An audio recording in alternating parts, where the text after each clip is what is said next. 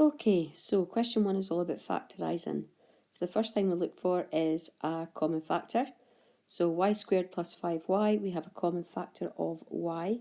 We pull that out, and in the brackets we are left with y plus 5. B. First of all, look for common factor. No, we don't have one. Next thing we check for is the difference of two squares. 4x squared, that's a square number. 49, also a square number. So we're splitting it into two brackets. Plus, minus, square root of 4x squared is 2x. And the square root of 49 is 7. That's that one done. Again, for C, we're going to check for a common factor. We have 5s squared minus 20. So we have a common factor of 5, which if we pull that out, gives us 5 bracket s squared minus 4. We're not finished. We keep checking. There is a difference of two squares there, s squared minus 4. So we can split this further into 5s minus 2, s plus 2. Okay, D. Look for a common factor. Nope, we don't have one. Is it a difference of two squares? Nope. Now we're looking for product and sum. So we are looking for something that multiplies together to make 25, but adds together to make 10. So factors of 25. 1 and 25. Nope, doesn't work. 5 and 5. Yes, it does. So splitting into two brackets, we have x plus 5, x plus 5, which can also be written as x plus 5 all squared. So again, check for common factor. We don't have one. Is it a difference of two squares? Nope. So we're looking for product and sum. We are looking for something that multiplies together to make minus 24, but added together makes minus 10. So we are looking for, we're going to have a positive and a negative in the brackets. X and x. So factors of minus 24 that add together to make negative 10.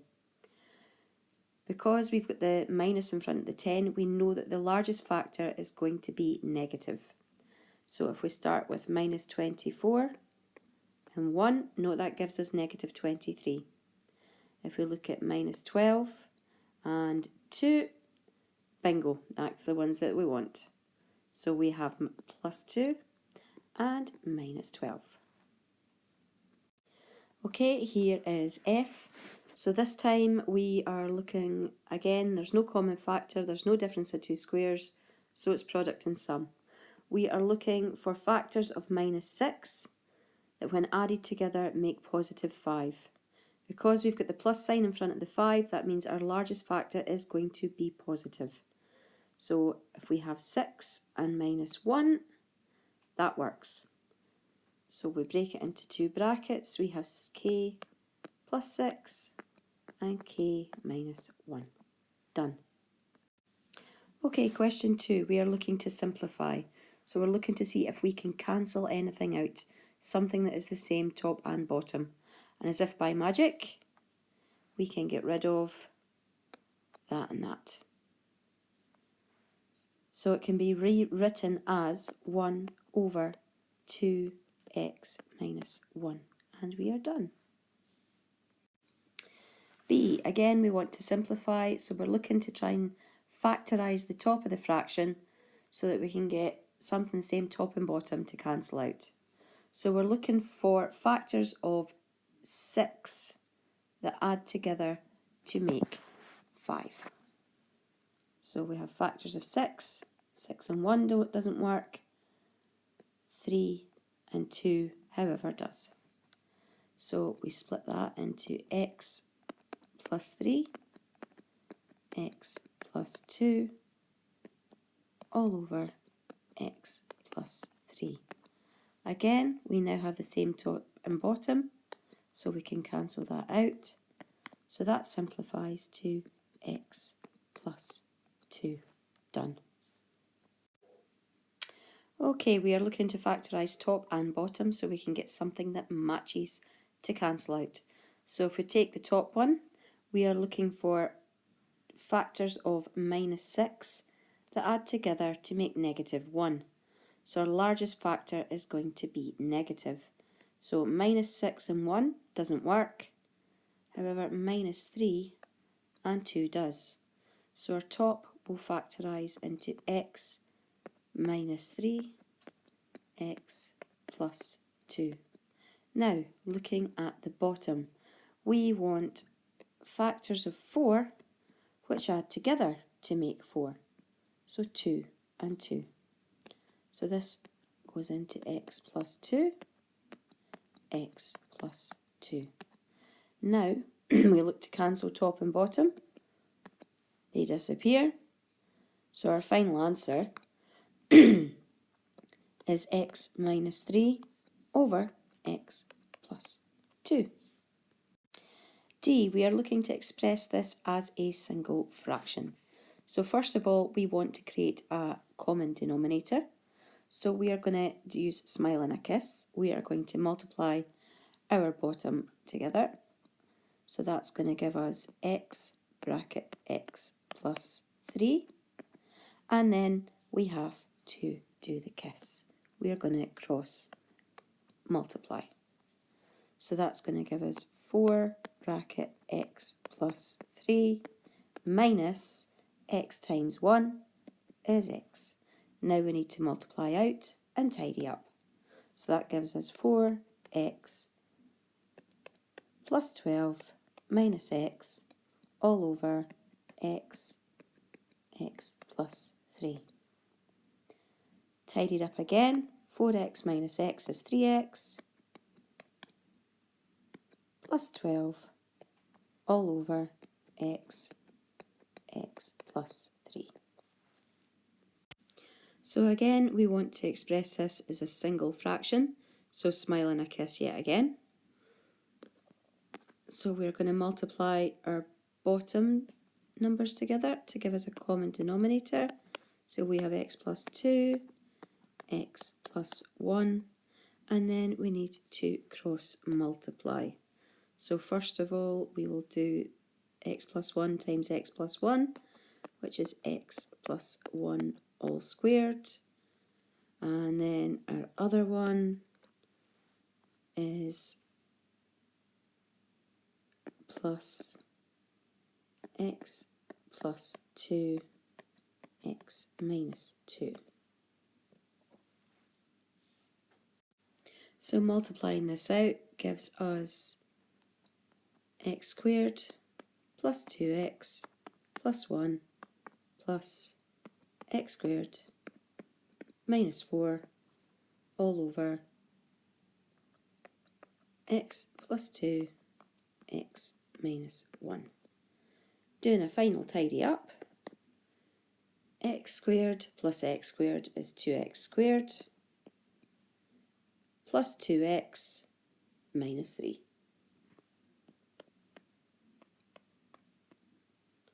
And the bottom stays the same with x plus 2, x minus 1. Okay, multiplying fractions. There's actually a couple of ways we could do this. I would go first of all for cancelling out. So I can get 3 there, 1 there,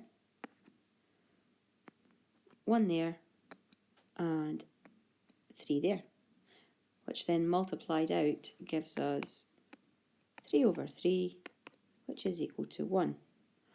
Or, start again.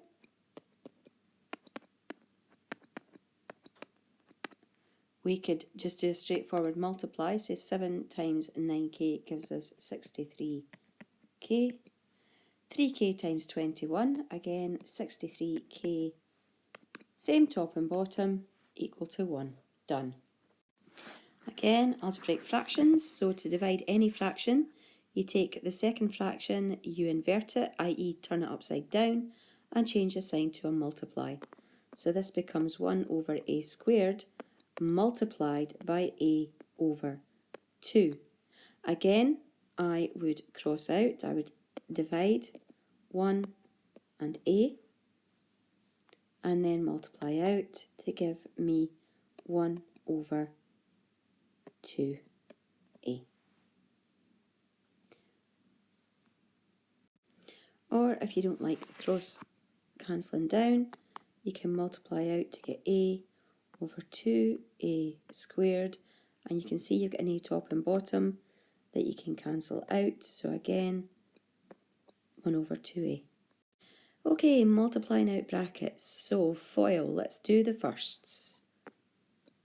We are doing x times x squared, which gives us x cubed. Then we are going to do the outers, x times 1, which gives me x. Then we are going to do the inners, 1 times x squared, which is plus x squared. And last but not least, the lasts, 1 times 1 plus 1. Now we can tidy it up so it's in order, but the answer's correct like that. So x cubed plus x squared plus x plus 1, and we are done. Again, multiplying out, take it one at a time. So let's go for this first. So x times 2x squared gives us 2x cubed. Then we're going to go for x times 3x minus 3x, which is minus 3x squared. And then x times minus 2, minus 2x. Then we're going up the top. We're doing minus 2 times 2x squared, which is minus 4x squared. And then again, minus 2 times minus 3x gives us plus 6x. And then minus 2 times minus 2 plus 4. Now we just need to tidy up. No other x cubes there, so 2x cubed stays the same. We have minus 3x squared minus 4x squared. So that is minus 7x squared altogether. Minus 2x plus 6x plus 4x. And plus 4. Done. So our area of a triangle, half BC sine A. Look at your diagram and substitute in. So we have a half times 7 times 9 times the sine of 60. Chuck it in your calculator, and what comes out is 27.2798 ... I'm going to round to 2 decimal places, so 27.28 centimetres. Squared. Please remember your units. So, name the triangle, put your letters on as you have been taught. The missing angle is 82 degrees, and we need to use the sine rule to find this. So, top left-hand corner is where we want our missing thing to go. So, A over sine A is going to be equal to B over sine B. So in this case, A is what we want to find out. Sine A is 35 degrees, is equal to B, 27 over sine B, which is the sine of 82 degrees. Rearranging, A is equal to 27 sine 35 all over sine 82, which, when chucked in the calculator, should give us 15.6387 ... round to 2 decimal places, and you have 15.64 centimetres. So the question tells us that the perimeter of both of these shapes is the same. So if we look at the first shape, I'll call it number 1, number 2. Number 1, the perimeter for it is the distance around the outside. It has 4 sides, so it is 4 2x plus 2, which when we multiply out will give us 8x plus 8. Now our second side, second shape, it's a rectangle, so it's 2 times the length plus 2 times the width, or the breadth. So we know that 8x plus 8 is equal to twice the length plus twice the breadth, x plus 3.